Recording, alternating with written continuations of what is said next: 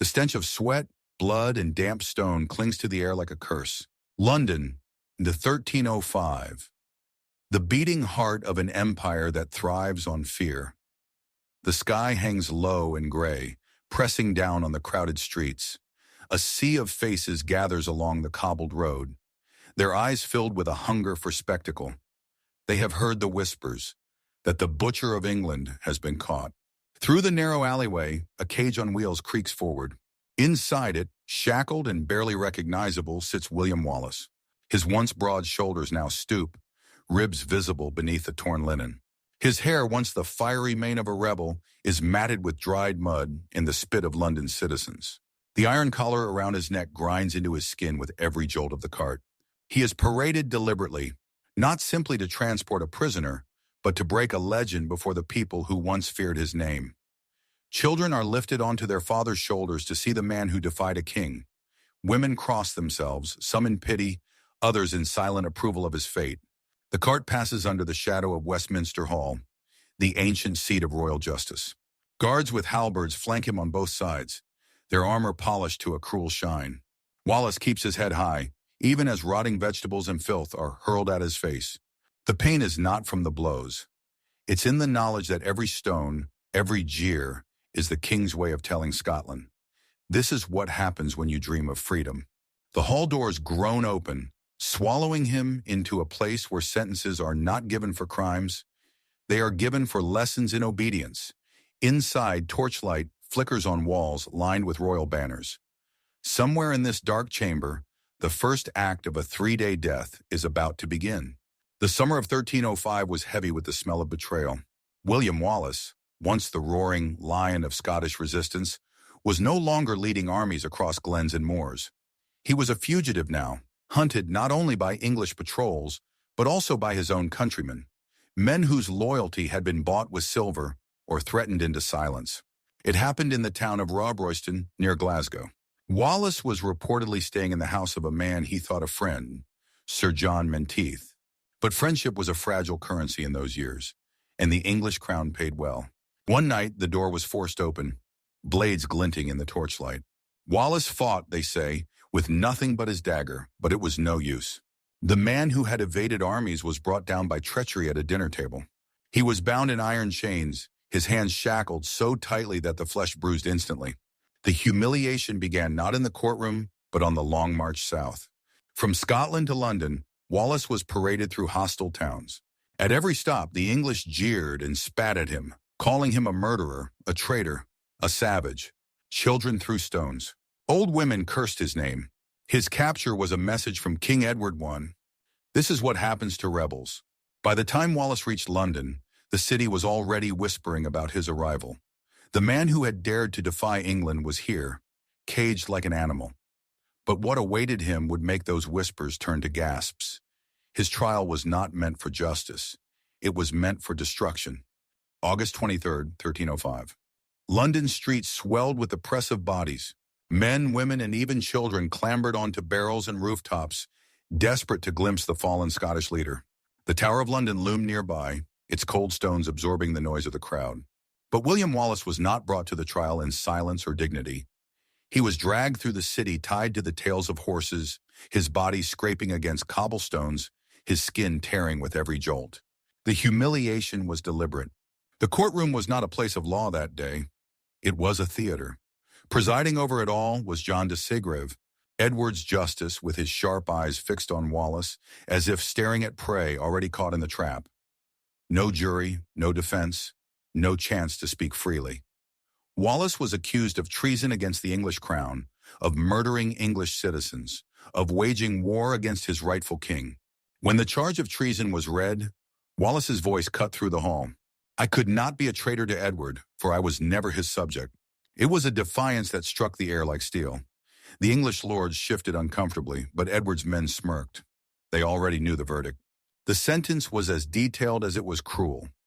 Wallace was to be taken from the court, dragged again through the city, hanged until half dead, then cut down to face the true horror: disembowelment, beheading, and the division of his body into 4 parts, each to be sent to a different corner of Edward's realm as a warning.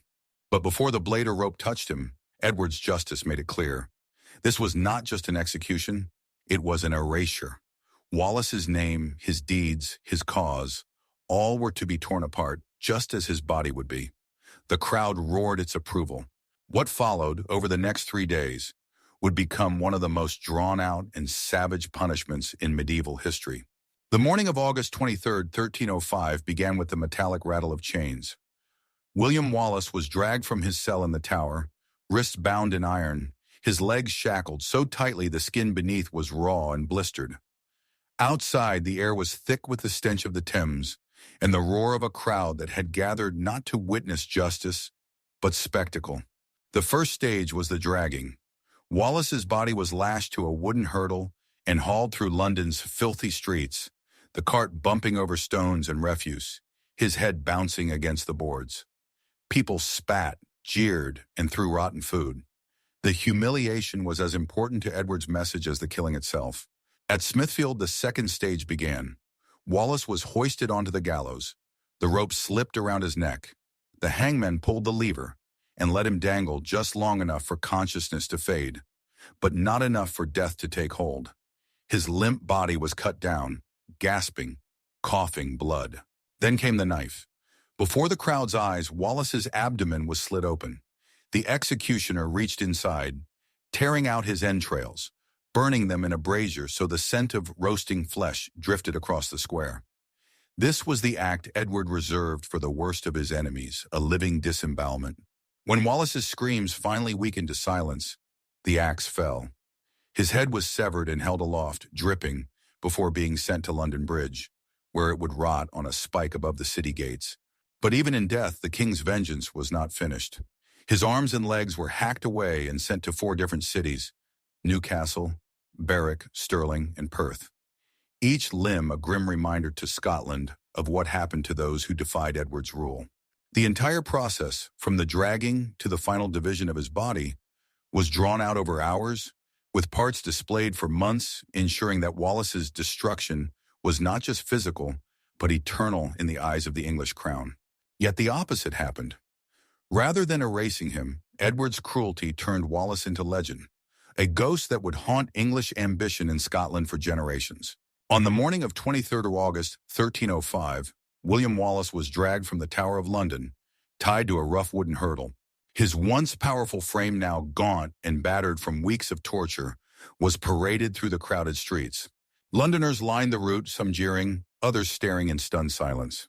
The sound of cartwheels grinding over cobblestones mixed with the chanting of onlookers and the tolling of church bells.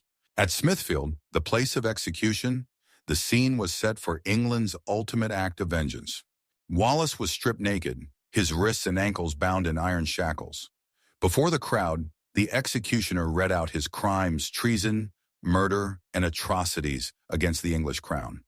His punishment would be the full traitor's death, a ritual designed not just to kill, but to annihilate the man's body and reputation. First came, hanging. Wallace was hoisted by the neck until his vision darkened and his legs convulsed. But before death could claim him, the rope was cut and he collapsed, gasping into the mud. Then came the emasculation, a deliberate, agonizing act that drew horrified murmurs from even the hardiest spectators. Next, his abdomen was sliced open, and his entrails were pulled out and burned before his eyes.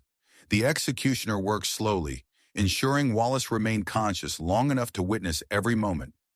His defiance, however, never broke.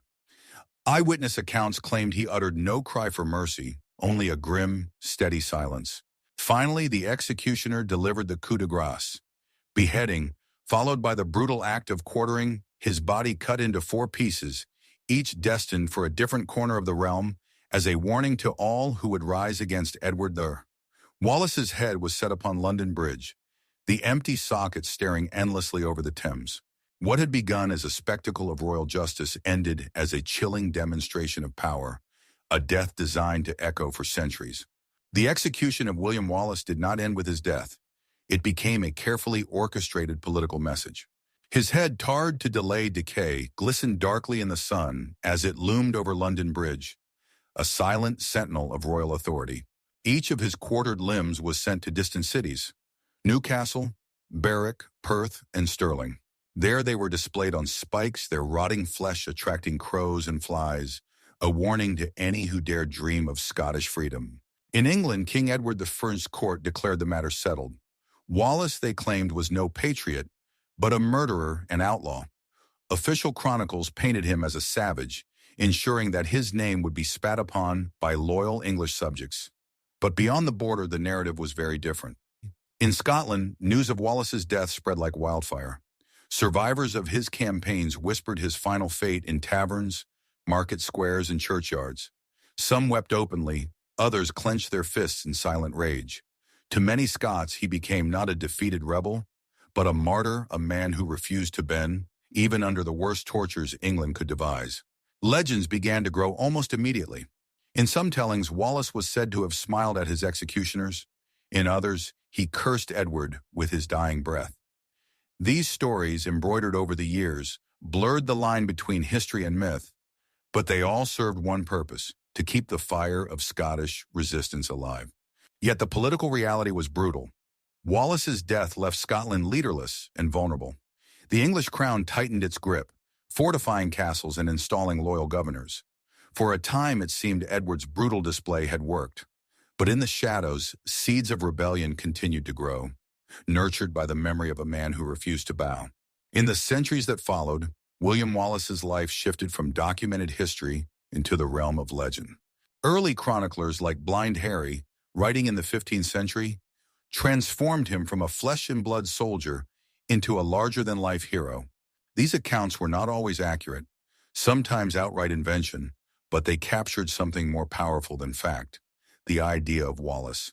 For the Scottish people, his story became a rallying cry. During later uprisings, rebels invoked his name as both shield and sword. Ballads sang of his cunning in battle, his unwavering loyalty to Scotland, and his defiance against tyranny. In villages, elders told children of the man who fought without fear, even when all seemed lost. By the 19th century, during the Romantic era, Wallace's image was fully enshrined in the cultural imagination. Poets, painters, and historians recast him as a noble patriot, his brutal execution reframed as a glorious sacrifice. Monuments were raised, most notably the National Wallace Monument in Stirling, its tower piercing the skyline like a stone spear. In England, attitudes softened over time.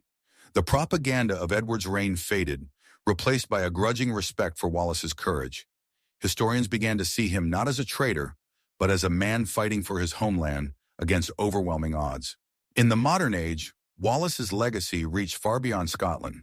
Films, novels, and songs have carried his name around the globe, though often with historical liberties that blur the truth. To many, he is no longer just a medieval knight, but a universal symbol of resistance against oppression. Yet beneath the legend lies the man, a commander who made tactical mistakes, a leader who sometimes acted ruthlessly, and a rebel whose defiance ultimately cost him everything. His life reminds us that freedom is never granted. It is fought for, often at an unbearable price. And though the English crown sought to erase him, William Wallace remains etched in history, not just in stone or parchment, but in the collective spirit of a nation. The crowd saw a body torn apart. England saw a traitor silenced. Scotland saw a martyr born. William Wallace's screams did not fade with the wind. They seeped into the stones of Smithfield, into the soil, into the memory of a people who refused to kneel. His death was not just a killing, it was a warning carved in flesh. But warnings can backfire. The iron hooks, the ropes, the fire meant to destroy only sharpened the legend. Wallace became more dangerous dead than alive. No crown, no riches, no heirs. Only a name carried like a blade through centuries. And a question still burning: what would you endure to be free?